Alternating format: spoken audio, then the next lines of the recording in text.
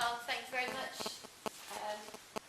Anybody who doesn't know what these are Viagra pills, and they're not for social use. This is what most of my girls use. Am I not microphoning? Should we turn it on? I can shout! Is that better? Ooh. Do you know what those are? They're Viagra.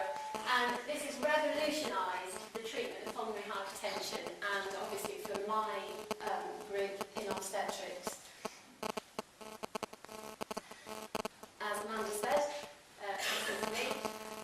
consultant obstetric anaesthetist in Sheffield, where I've been just about forever since I was a medical student. I'm going to talk to you on pulmonary hypertension. I'm going to give you a little bit of a potted history of pulmonary hypertension in general. And then I'm going to talk about the old and the new treatments in general, and then go on to obstetrics specifically, and then because you're obstetric anaesthetist, a little case report just to scare you at the end. Definition hasn't changed since you were a medical student. Mean pulmonary arterial pressure of 25 or more millimetres of mercury. We're now using that at cardiac catheterisation. Within that, we can use mild, moderate and severe, and anything above 35 is moderate, anything above 45 is severe. And now my personal case theories, most of them have been between 45 and 110. We know it's rare. Idiopathic pulmonary hypertension, which is probably the majority of the ones I see, is about 1 in a million. It has got a female-to-male preponderance, 2.5 to 1, and it is most frequently diagnosed in age 20 to 30, so that puts me right in the obstetric group. The presentation is not dissimilar to pregnancy, and it's not surprising that a few of my patients present in early pregnancy with fatigue, progressive dyspnea, and then they're found to have pulmonary hypertension. Hopefully we don't see many with death, but there are a few case reports of people presenting with death in early pregnancy, and at post-mortem, pulmonary hypertension is thought to be the main cause. We know it's intractable and it's progressive, and the textbooks still say that 5-year survival from any form of pulmonary hypertension is up to 40%.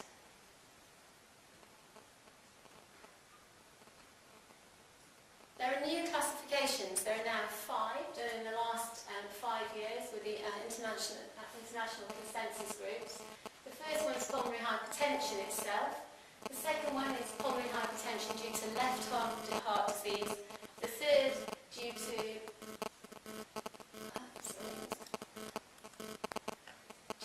lung disease. The fourth due to embolic disease. And the fifth, because there always is that fifth group, with all the other ones we couldn't fit into any of the other categories. And for me, that includes drug etiologies such as amphetamines and HIV, and we do see occasional patients with those etiologies. The majority we see are in group 1, and I'm going to split group 1 up a bit more.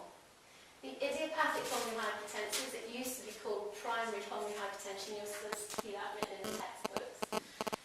As I said earlier, this is rare. The median survival written is 2.8 years from diagnosis, and that's not just in pregnant people, that's in all people, so a really terrible prognosis historically.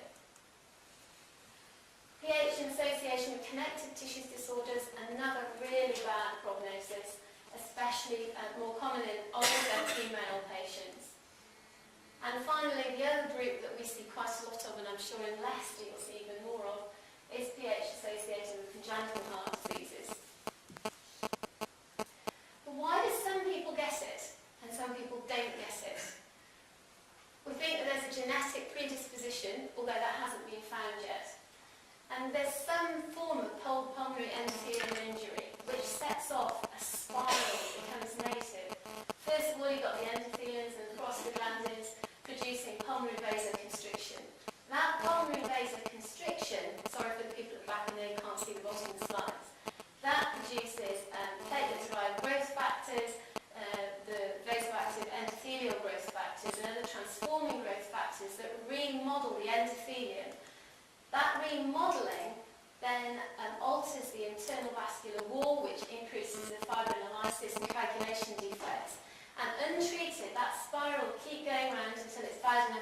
hypoxia. The generic treatments that we used to have were fairly awful. As you saw earlier on, the median survival was about 3 years from diagnosis. Diuretics, digoxin, oxygen, anticoagulation was all that we could offer 15 years ago. We still do use those on occasion. The earlier ones, calcium channel blockers, prostacyclins and nitric oxide, come and go. They're occasionally used for specific individuals, but on the whole we don't use them. Atrial septostomy is an interesting one. That's actually used to try and offload the right ventricle. The majority of my patients have come with an ASD closure with pre-existing pulmonary hypertension, so not surprisingly they can be quite sick. And transplantation finally, which isn't suitable in our pregnant population, but is obviously an alternative in extremis for the non-pregnant ones. Over the last 15 years, this is where Viagra comes into it, and particularly over the last 10 years, we've seen some dramatic improvements, and this is due to the medical therapies. They're called targeted therapies. Phosphodiesterase inhibitors, Viagra, sildenafil and tadalafil. There's that picture again. Now, tadalafil's got a 72-hour half-life, and I found out that was called the weekend drug, apparently. Endothelin receptor antagonists, and these are bizentan and ambrisentan, and these are not licensed in pregnancy. We have had a couple of patients conceive on them, and we've been obliged really to take them off because they have caused birth abnormalities in rat models.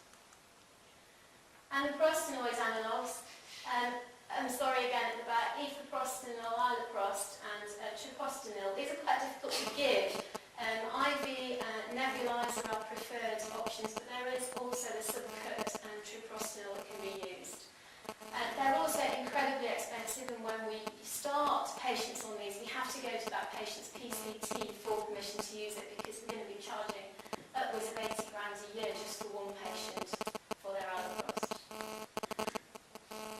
This is another way of looking at it. We have scientists among you. We look at at a cellular level, why you get that cellular overgrowth and how these drugs are going to affect it. See the nitric oxide pathway in the middle, the phosphodiesterase inhibitors keep that open, keeping the vasodilatation, preventing the vasoproliferation. On the other side, the endothelin pathway, that's where bizentan comes in, and that will stop that overproduction of endothelin cells.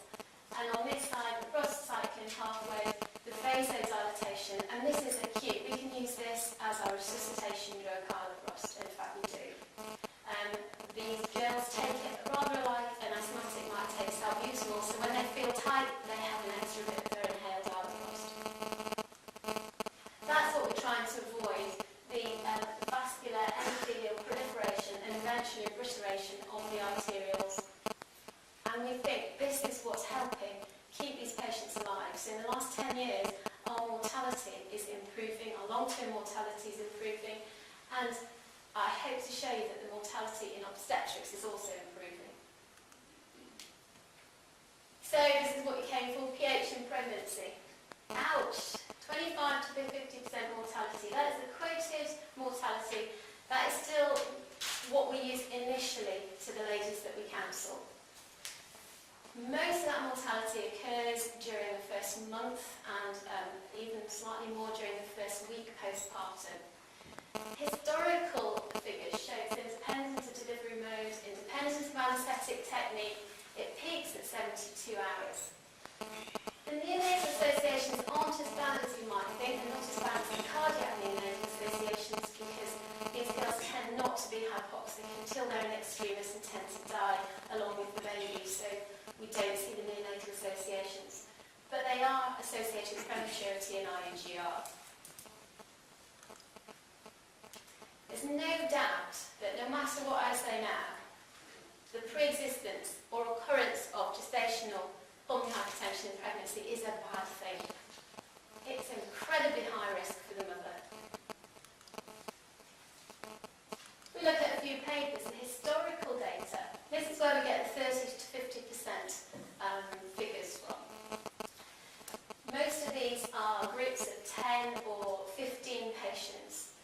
They're very, very small numbers, and I'm not going to show you any really any significant bigger numbers coming through because it's such a rare disease. And you have to remember that when you look at the statistics and percentages associated with these papers. But historically, we can look at between 30 and 50% for pregnant women in pulmonary hypertension.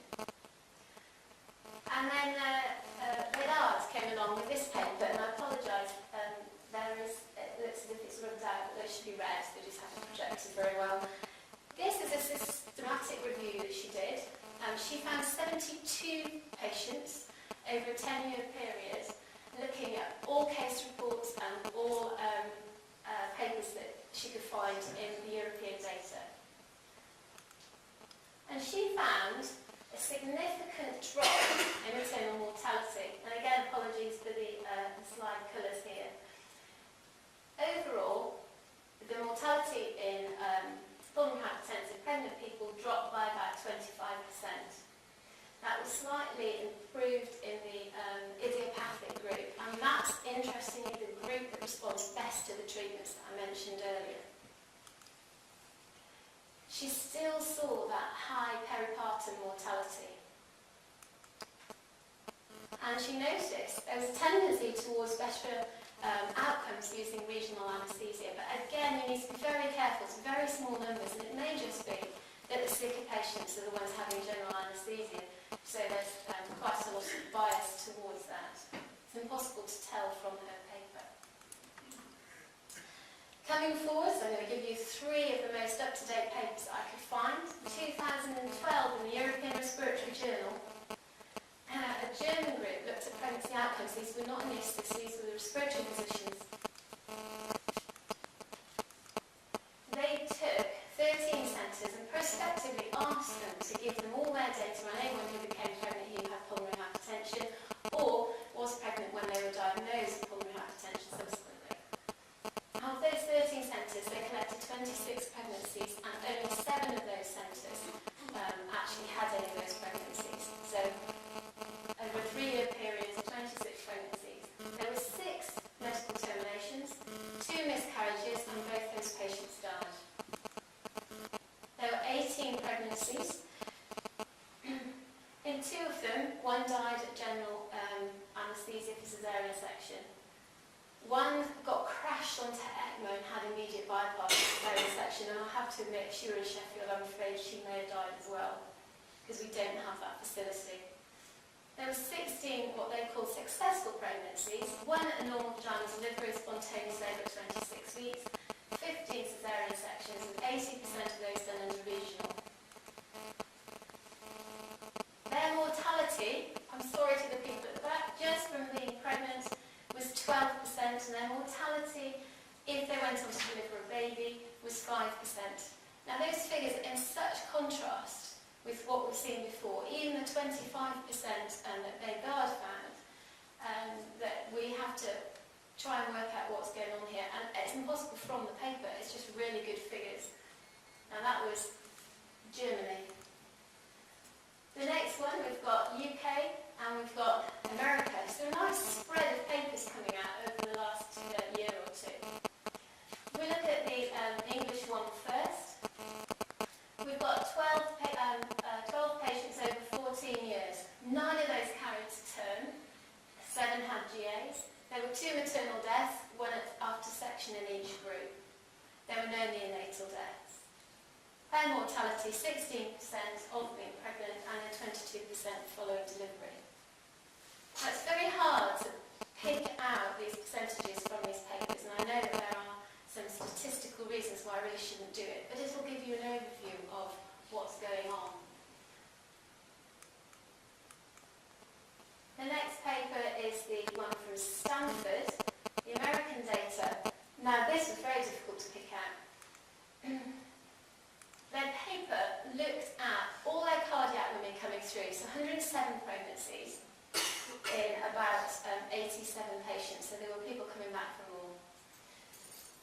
They used neuraxial analgesia in nearly all their patients, and in their whole group, they had 1 maternal and 2 neonatal deaths, which is just awesome figures. So for their whole unit, they've got a less than 1% mortality over a 10-year period for severe cardiac including pulmonary hypertension. If you split off the pulmonary hypertensives from that, there were 21. Of those, there were 2 general anaesthetic sections and one of those died.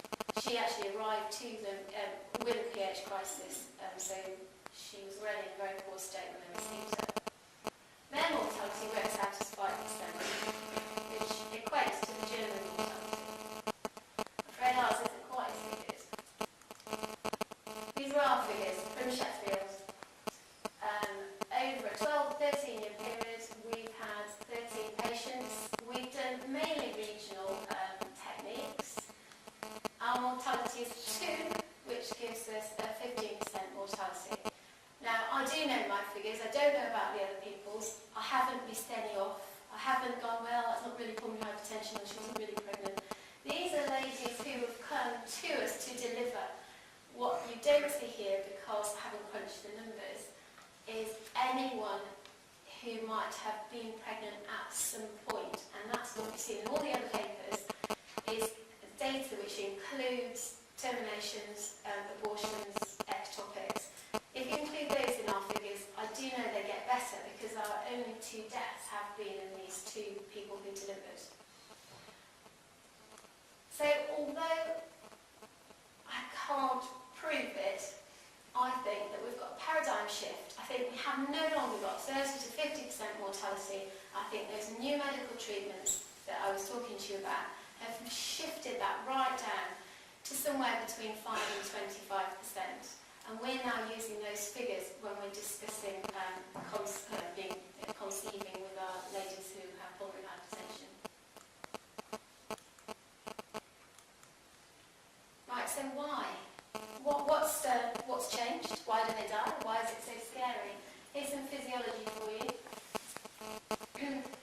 This is a lovely paper that Robson did in 1988, and nothing has changed since those figures. This is normal maternal physiology. We know there's a rapid change in physiology in the first few weeks of pregnancy. It all stabilises out until about 35 weeks, where we get a slight increase in peripheral vascular resistance, a bit of a tachycardia, a little bit of a change in cardiac output. And what we've seen in our experience, that 35 weeks is really important. If you can get a mum past 10 weeks, and in quite a few of the papers, the early deaths have occurred during that 10 weeks of pregnancy with somebody with severe pulmonary hypertension who can't survive the initial onset of pregnancy. If you can get them later to 35 weeks, babies are essentially cooked. Our neonatologists are so good now that the morbidity and mortality is incredibly low. But between 35 and 38 weeks, we're seeing maternal cardiovascular changes that are tipping mum over the edge, and our ladies get quite symptomatic if we leave them. And this is probably due to the pulmonary vasoconstriction, the volume loading, and those subtle changes that they've managed all the way through pregnancy, and just suddenly they just decompensate. So in Sheffield, we, along with most of Europe and America, we now look at an early elective caesarean section between 32 and 35 weeks. That's to make sure baby's cooked and has the best chance, but without giving mum that last little bit of unnecessary time being pregnant. Afterwards, the big changes occur. Remember, most of the deaths occur immediately afterwards in the first week following labour and delivery. I don't know why, but I can guess why. And I've seen it, and this is why one of our girls died, I'm sure. You've got natural endogenous vasodilation during pregnancy. You get pulmonary vasodilators. Once you deliver, those are immediately withdrawn. At the same time, everyone's thinking, great, we've got the baby out, we can relax. At this point, I get twitched.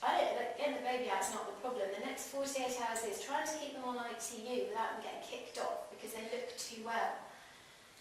At the same time as the natural vasodilators are being withdrawn, we've got drugs being changed. The medics are coming in saying, oh, she's good, we'll start reducing the alloprost, we'll start adding in the Bizentan again, now she's no longer pregnant.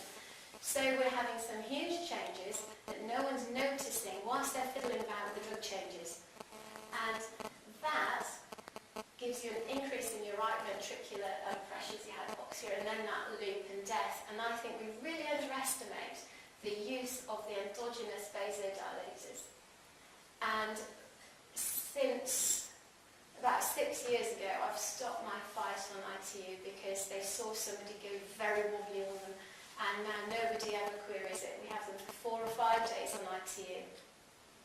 Unfortunately, one of our girls that did die died on ITU at day 3, whilst holding her baby and talking 5 minutes before the respiratory ward came round. She rested in front of them.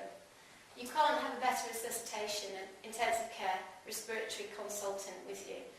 And there would have been no time to have crashed her onto ECMO. She just got this classic right ventricular failure with absolutely nowhere to go.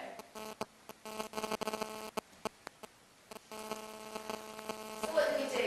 I'm not expecting to read all these things, but these are the consensus management on what you do when someone comes in with pulmonary hypertension. And our physicians use these guidelines all the time. So when I first see these ladies, they've got a very good workup already.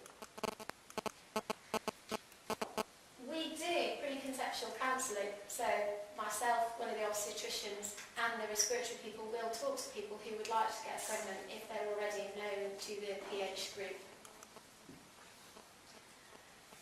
Anyone who's newly pregnant and newly confirmed with PH needs to have a diagnosis as quickly as possible, because that will inform the treatment options. And the first thing that the physicians will do is get them off any Visentan or any of the drugs that can't be used in pregnancy and onto targeted pulmonary vascular therapies, and that's usually inhaled iloprost. They have continual assessment and follow-up throughout the pregnancy, and one of the problems we have is that they usually come from outside our region, so it's having that communication with the local groups.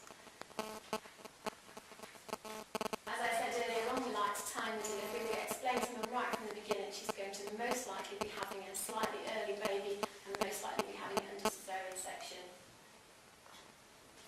And we discuss mode of delivery and anaesthetic management. So mums are really well informed. They know roughly what's going to be happening from about 10 weeks. NCT classes probably aren't for them really. We also discuss it with our ICU boys, and we make CPR protocols. Now, each patient we have a separate CPR protocol for, because some of them are very sensitive to iloprost and others are very sensitive to adrenaline in the wrong way. So these ladies with our respiratory physicians will make CPR protocols, which usually have iloprost as our first line treatment in a rest situation. And these are the sorts of flow charts that we come up with. In the end, they don't look like that. They look like a stream of emails with somebody adding something on and somebody else crossing it off. And the list just gets bigger and bigger as they get towards term with the number of people in the email stream. But the multidisciplinary group that we have is the core group now. Everyone knows what they're doing. We leave a lot of people out of it until nearer the end. So the neonatologists, the haematologists, and the intensive care boys come in towards the end, whereas we're right there from the beginning. Here she is. This is your scary one. She's a 24-year-old. She only had one normal delivery, and she noticed getting a bit breathless at the end of that. And following her delivery, she was diagnosed with a secondum. And then she got pregnant again. And while she was still reeling from her second pregnancy, almost immediately after the first, she got diagnosed with pulmonary hypertension when she came in really incredibly breathless. We started on nebulized iloprost, and she improved a bit. We use the incremental shuttle walk test as a standard to see how the response is to the drugs that they're using, and she did improve slightly. I usually like to see them over about 300, so anything under 2 is okay, but we can't get her any better than this. That was her chest X-ray. It's not unusual for one of our chest X-rays. These are her respiratory functions. Again, not unusual for what we see. Not ideal, but this is what we've got. We can't get her any better. And that's her ECG. I told you you'd be scared. Now, when I saw that, I thought, oh my goodness. I've seen a lot since then. They all look about the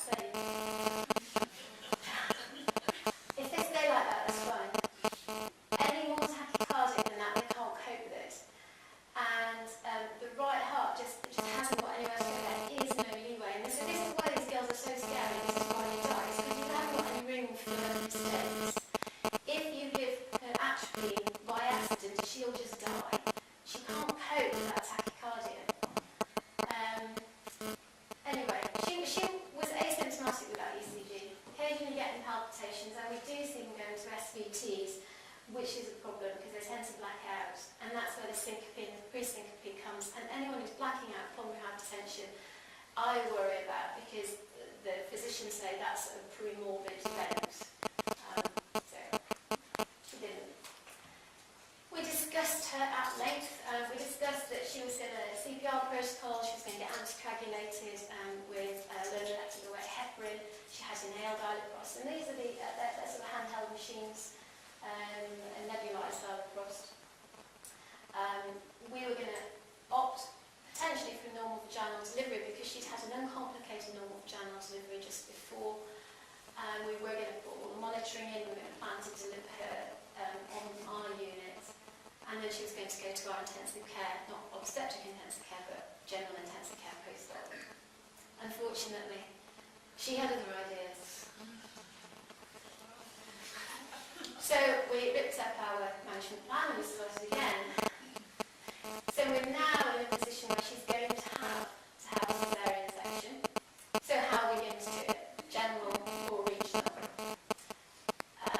As you all know, there are advantages and disadvantages of both of the placenta previa, and there are disadvantages and advantages of both for someone who has pulmonary hypertension. Now, I wasn't, remember, in receipt of all the data that I've just given you, because she is part of that data, so I didn't know at this point whether regional was going to be better than general, although today I would probably say it may slightly be, but at this point I didn't know. We did opt for a regional though, because she was really keen to stay awake. So we planned it for 35 weeks. We planned it in our general theatres, not in our obstetric theatres. We decided to do a lumbar epidural. I do use combined spinal epidurals as well. We got blocked at T4, and she was very, very stable with that. We had a rapid infuser ready if she bled. She had some nebulized iloprost on table. We subsequently changed that as well. We now use IV iloprost on table, and it's fun. I get the physicians in theatre with me, and they play. They just up and down the iloprost, and they're so sensitive to it. You can see the changes on Lidco as they're moving the machine. For all my patients now, I put CVP catheter in. Sometimes I put the PA catheter in. 15 years ago, we were using PAs, but they've gone out of fashion across the board, and they've gone out of fashion in obstetrics and in pulmonary hypertensives even more. I do still sometimes just put the introducer in, and I use Lidco. I use big Lidco, not the Lidco Rapid. It just gives us more information. I find it a very useful tool. I know it's not the be-all and end-all, and there are other alternatives, but it's relatively safe. It's easily tolerated by the awake patient, and it's this rupture of these necrotic pulmonary arteries that we're trying to avoid. And the reports of deaths from 20 years ago, 15 years ago with PA catheters, it's probably someone's blown a balloon up in one of these arteries. She delivered a healthy girl, and then she had a massive PPH. She tolerated that very well, and she also tolerated syntosol very well. And I'm very, very cautious with syntosol because not all of the pulmonary hypertensives do, and I don't know why, but some of them are so sensitive that you even open the ampule and they're crashing under pressure. So I'm very, very cautious with it. But she did tolerate it very well, and she went on to have intramyometrial clavicross. Again, she tolerated that very well, and I'm very worried about giving that, but it was all right for her. She then went to recovery and bled again and needed to go back for a rush balloon. Now, we used that epidural, topped it up, and brought it back. She had a successful outcome. I might use misoprostol now, try and avoid the carbopros. I don't know, I haven't used it yet. Anybody else? Any experience of misoprostol pulmonary hypertension? No? Well, it's an ongoing development. We can read about that in the next lecture. She is currently well. She's still on our books. She has declined sterilisation. She's still only about 30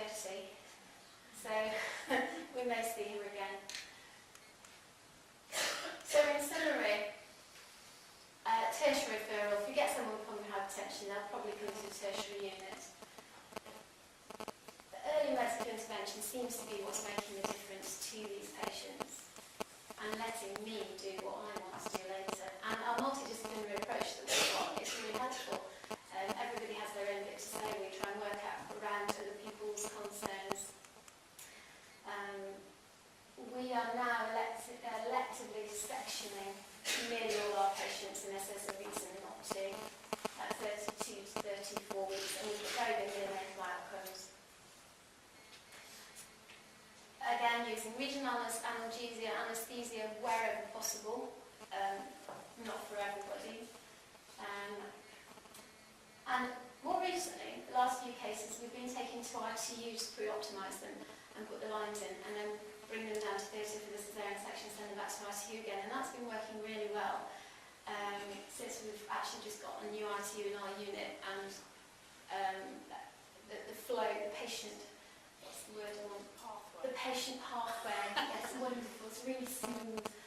They go up there, they meet all the ITU nurses bond with them, and they have all that lovely stuff, and then they've got the rooms for the babies, and the ITU nurses are all really excited, because they've got a baby.